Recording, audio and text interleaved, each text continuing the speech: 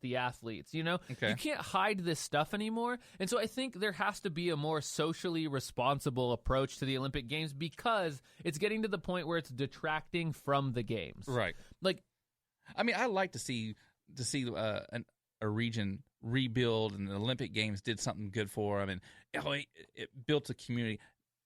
Is that the truth? Far from. and I'm sure there's a few stories like that, right, where it's really beneficial to some small segments of people, but in the most part, it like the kayaking. That was a man-made kayaking river. Are they ever going to use that again? No way. No, I think that was a waste of a couple $1 million. You can find broken down, run down pictures of like old Olympic stadiums from almost every place that's ever hosted them.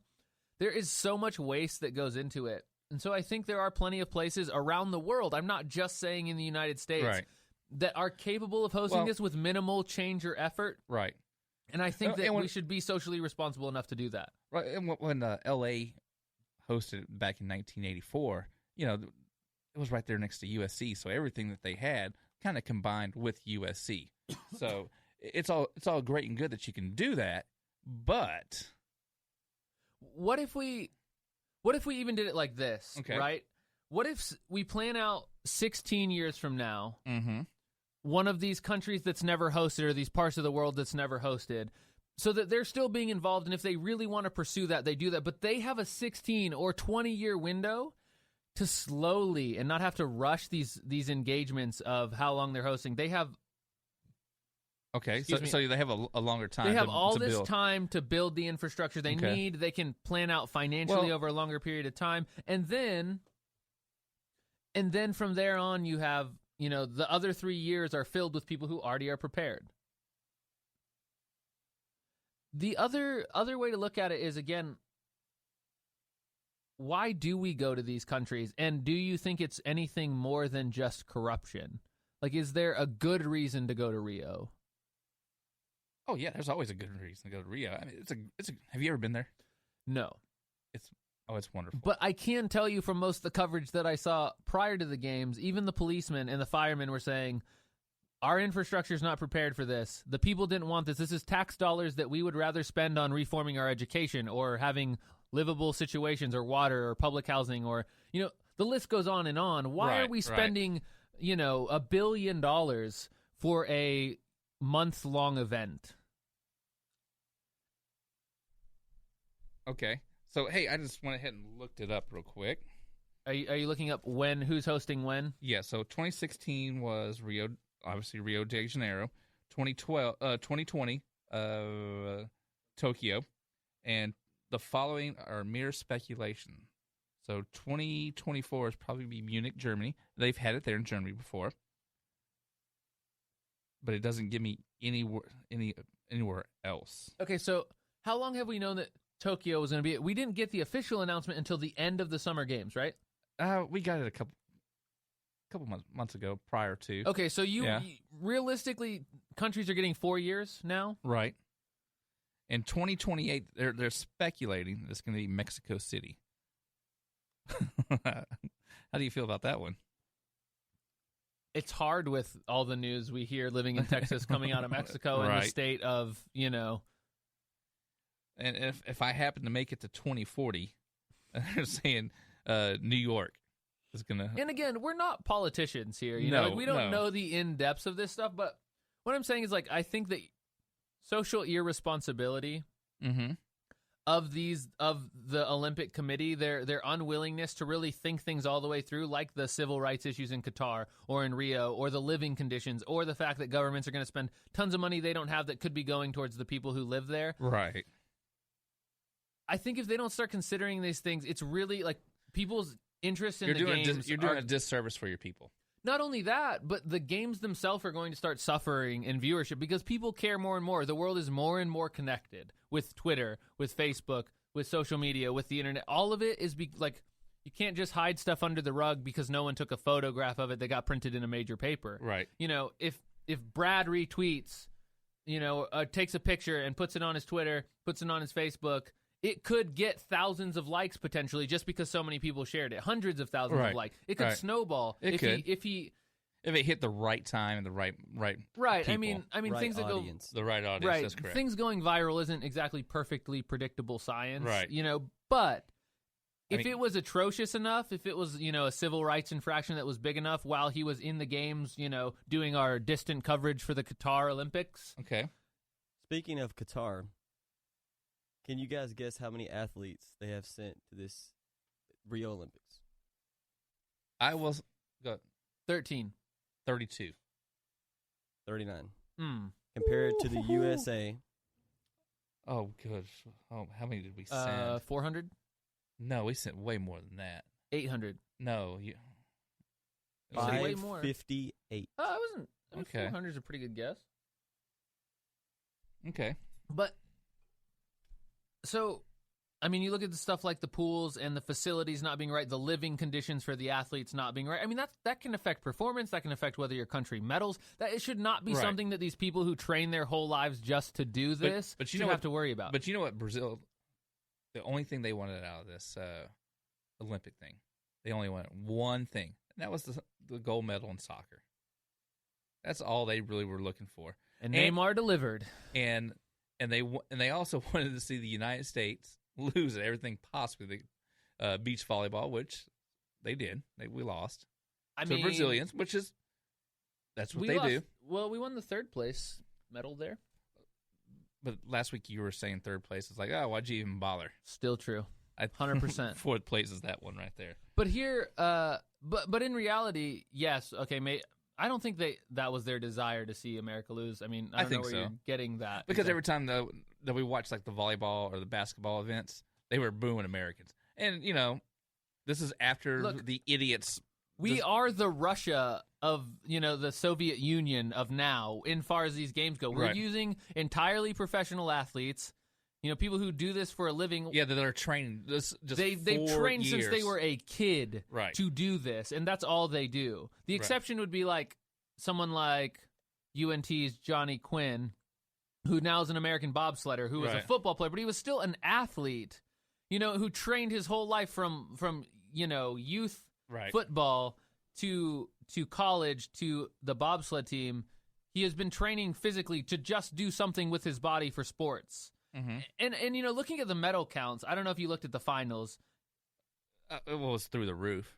I mean, America won, I think, their third or fourth highest total ever. Well, I have this up here, sir. Number one, good old US of A. And how many, not only did we win the total count, we won gold count as well. A total of 121 medals. How many did the second highest have, Brad, which was Britain? Well, a total of 67 with 27 golds. So we doubled them up. Almost, yeah. Yeah. We almost doubled. Yeah. Here's a question for you. This is a little bit of a spin-off on the segment. Go ahead. Do we as a country take athletics way too far, sports too seriously and too far? I mean, we have a podcast on sports. Yes, we do. Brad? There's people like us that take it too far. Without sports, I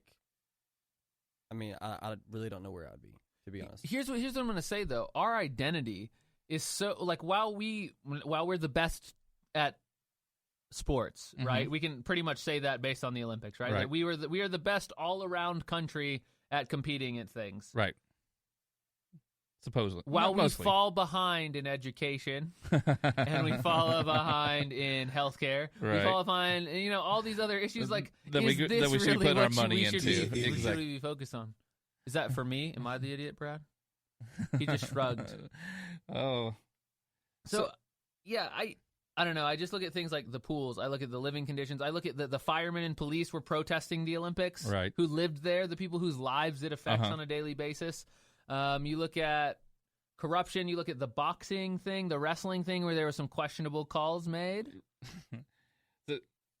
Talking about the wrestling thing, which I found very, very funny on the last day with the Mongolian wrestler. It wasn't the Mongolian wrestler that stripped down to his skivvies. It was his coach in protest of what was going on with him. I actually found it funny. It is funny, but would it be funny to you if you had spent your whole life training for it and you felt like you got slighted? Heck no. And I find it funny that he did it to show his disdain to what happened. And I agree what he did. And I disagree with the judging. Because I went back and I kind of watched it. And I don't know that much about wrestling. I'm not a wrestling observer. I never wrestled in my life. But it looked like that guy actually won to me. Right. To the untrained eye, to you felt like you were saying, hey, I mean, and I've done a limited amount of boxing. I'm not saying that I'm like some boxing athlete, but I've spent, a year probably total in boxing gyms, learning to box, that sort of stuff. Watching the fight where the I know the 1-2 uppercut. When the Irish boxer like lost that decision, it was pretty bad. Right. And like while his reaction wasn't the most tasteful way in the Olympics to show that like what the heck, he wasn't wrong, and he was. It's no different from Hope Solo's. He was but Hope Solo lost fairly. Like I don't think, in my opinion, that the Irish guy did, and so much so that the Olympic Committee removed an unnamed amount of boxing judges because some of the decisions were so questionable in the Olympics. So it's things like that. Like, Evander Holyfield, he was disqualified in the 1984 Olympics with a questionable punch. Did you know that? There's another great boxing, another really famous American boxer who was robbed early in the robbed. It was when it was in Korea. Yeah. I'm trying to remember who that was. I think it was Korea. Hold on, I'm gonna pull a quick Google. Brad, do you have a favorite story that happened in the Olympics? My favorite negative story, or a negative story, or anything like that? What do you think detracted from the glamour and fun that is the Olympics? I mean, I'm gonna be honest. I haven't watched as much Olympics as you guys have. Why? Just to me, it's a. Is it like field day? Yeah, it's like whenever 2 days of school left. Let's go out and everybody compete. Yeah, let's go put our foreheads on the baseball bat while it's on the standing vertical off the ground. Okay, spin around 3 or 4 times and see how dizzy we can get. You know what story I wish that we would have covered a little bit more, as in, and it kind of went to the side, and because of this story, I got a new favorite Olympic event. Okay, the 20-hour marathon of the 2 Brazilian, the synchronized diver. Her name was Ingrid Oliveira, which is by the way, she is a very good-looking girl.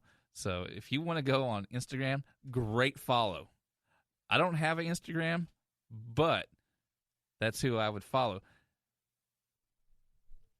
But her kicking out her roommate for an escapade with a canoer was actually it kind of ranks up there with the Lockheed story. And single man canoeing, that is a tough sport. Did you see the single man canoeing? I did not. Oh man. Okay. Is it like the whitewater rafting looking thing where they have to do the little poles? No, it's like a straight rowing.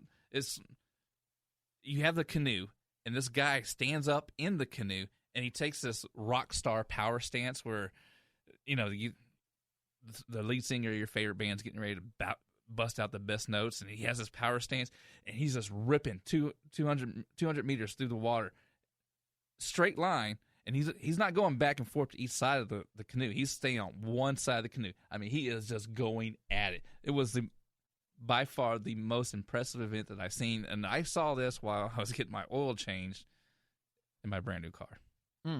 My wife let me take the brand new car to go get an oil change. Usually she takes it from you. She drives it all the time. In the 1988 Summer Olympics in Seoul, Korea, Korea, Roy Jones Jr., a very famous boxer, lost a 3-2 decision to South Korean boxer Park Si-hoon. And it says, despite Jones pummeling Park for 3 rounds, landing 86 punches to Park's 32,